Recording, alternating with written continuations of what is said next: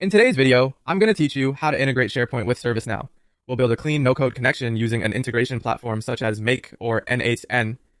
This approach lets you define exactly when data should move and what it should look like on the other side without writing scripts.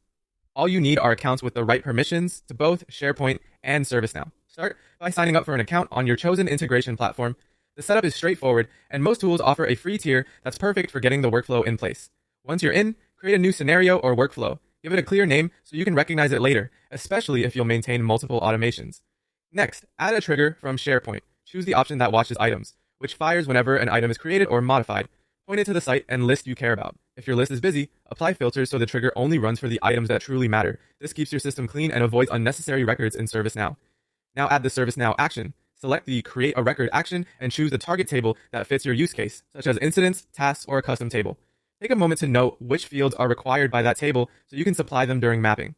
Connect your accounts to the platform. For SharePoint, authenticate with your organization credentials and grant access to the specific site or list as needed. For ServiceNow, connect to your instance using the secure authentication method the platform provides. If your organization enforces admin approval, you may need a quick sign-off.